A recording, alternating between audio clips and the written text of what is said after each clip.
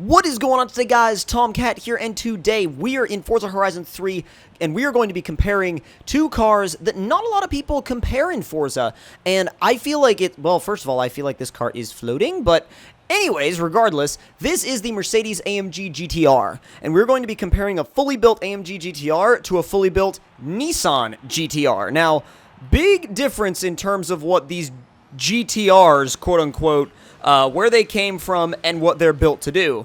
But this particular one makes over 900 horsepower and weighs sub 3,000 pounds. It's in the 2,800 pound range. So, what we're going to do is we're going to drive this thing around a little bit, then we're going to take it to the drag strip, and we're going to actually do the drag showdown that we, but anyways, we're going to take it to the drag strip and see what it is capable of. But first of all, let's go ahead and get into it and see what she can put down.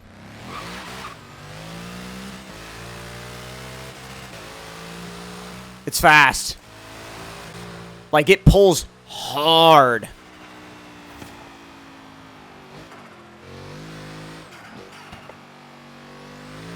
Turns it. Oh my god! I just went flat to the floor in third coming out of that corner, and it was like, yeah, no problem. I got you. I got you, fam. You're good to go. So, dude, holy crap. That is nuts.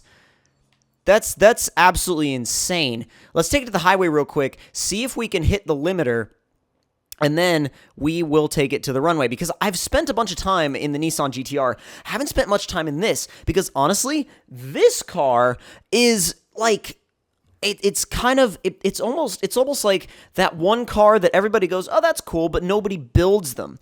And I feel like since on the stock engine, when you max everything out, you can make over 900 horsepower. I mean, sure, it's not V12 territory, but it's still damn good.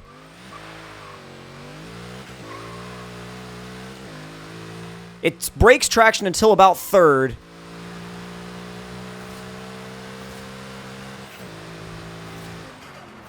I will say, for sure, that the power delivery, especially with this short-ish gearing, I wouldn't call it super short, but it's definitely short, kind of short. It's short enough to where with this kind of power, it makes it feel like this car absolutely rips so freaking hard. Oh, God. You know what? That was, wow, that was, I'm not okay with that. He just pulled out. There we go. All right, we're in seventh. Becomes a freaking cruise missile in seventh gear, dude. Come on, that's 220. 221. Oh, I guess 220 is about the... Whoa, okay. 221 maybe, well, 21, 22. Going down the hill, 223, 224, 225. Back to 224 again. Okay, so about 225 on this gearing is about all she's going to do. But 7th gear, you can tell, like, everything else is super close together, and then 7th is, like, cruising on the highway. Because, look, like, where we are at 70 miles an hour in 6th gear, and then it's like, at 65, 70 in 7th gear, we're like right at 2,000 RPM. Listen to this, like, blow-off sound, though.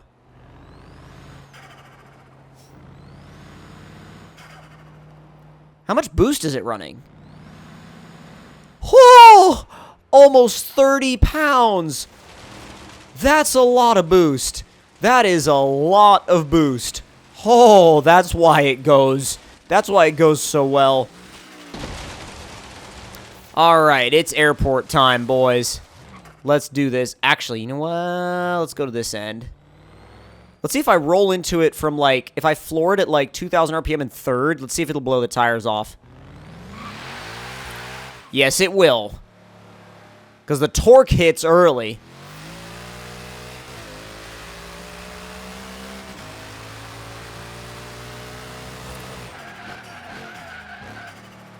God, it's an animal. It is really an animal, but you know what's cool about it, though, is that it's very controlled, actually. But while we do this, to try to get the best launch, I am going to dial out the... If there's any negative camber in the rear alignment, I'm going to dial it out. Did we not do... Oh, God, we didn't do drivetrain? Are you freaking kidding me? Okay. Well, simulated top speed is probably what, like 231? Are you serious? Wow, okay. Huh, so we've taken the camber out of the rear alignment. The front still has a lot, but that's really no big deal. Let's do second gear launch, about half throttle from around 4,500 RPM. That is, wow, that stalls it out. I mean, we are on 365s, but still. Let's try first. That blows the tires off. All right.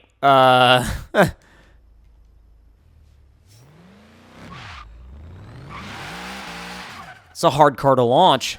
It's a really hard car to launch. Some rear-wheel drive cars in Horizon 3 will kind of like slip the clutch out from the line. Some won't.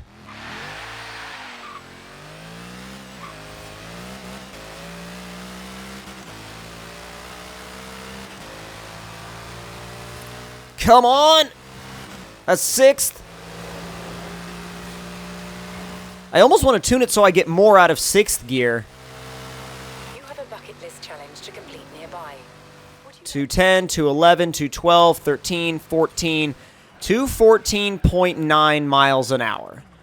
And that is a fully built, except for transmission, that's a factory gear ratio, fully built AMG GTR. So in order to make it a fair playing field, we're going to make the Nissan GTR run full factory gearing as well. And I'm going to run back the other way just for good measure. But this thing is awesome to drive. I mean, it may not be the fastest thing in a straight line, but damn if it's not awesome to drive.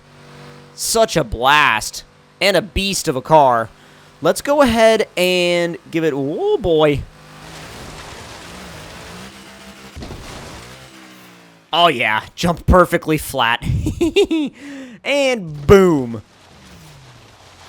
So now, my friends, it is time for the Nissan GTR. And like I said, we will reset the gearbox to factory settings, and then we'll tune everything else accordingly.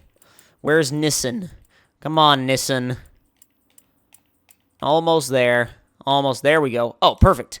It's still got the Acceleracers livery on it, if you guys remember that from a while back. And if you guys, oh my god, if you guys don't know what Acceleracers is, just type in Acceleracers on YouTube and prepare to literally be introduced to my entire childhood, pretty much. I love wingless GTRs. Wingless GTRs look so sleek. A lot of people don't like wingless GTRs. Like, for a drag car, I would go wingless GTR all the way, or one of those, like, drag, like, spoilers that sticks way off the back. For a track GTR, I'd put like an actual like wing with uprights on the back. That's just me though.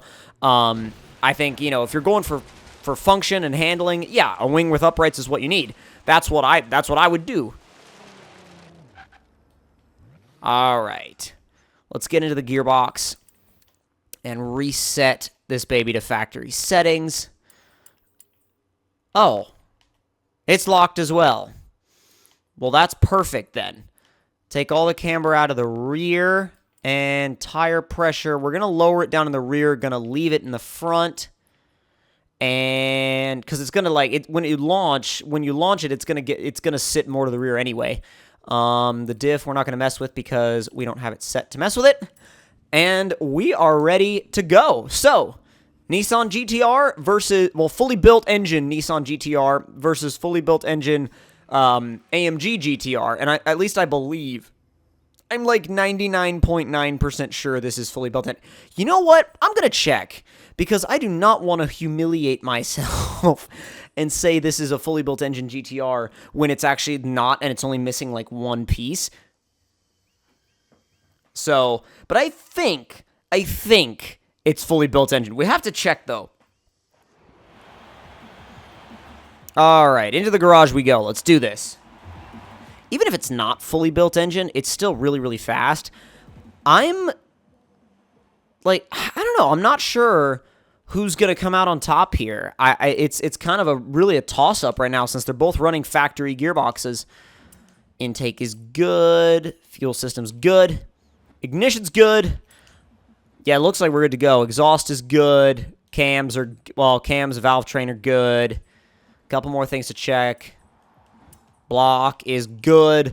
Pistons and compression are good. Turbos, oh yeah, they're race turbos. Intercooler is a race intercooler, and oil and cooling is race. We're making 983 and 772, weighing in at 3,900 pounds. That's a lot of weight. But does it have race weight reduction? No, it does not. That brings us to 3,163 pounds, which the other car has weight reduction, so we're going to make this one have weight reduction. And I feel like it's only properly fair for the competition if we do the same upgrades on each car. Now, the AMG GTR comes in at like 3,000 pounds, 300 pounds less.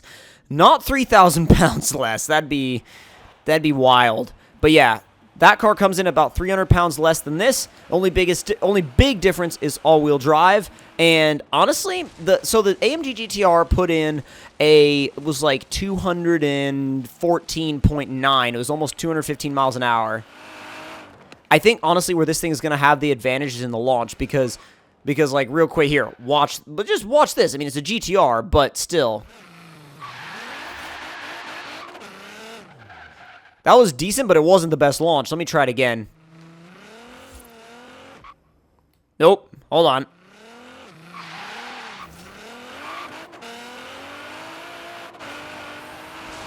Yeah, it's so fast off the line. I think that's where... I honestly think that's where you're going to come across the biggest difference between these cars. I'm surprised how much it'll actually slide, though. Let's give it a quick spin. I mean, it'll recover from about any angle, and that just proves it.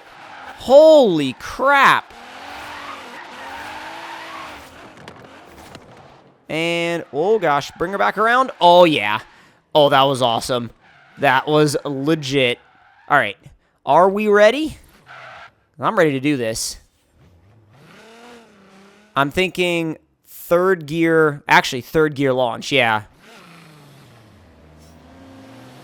Perfect.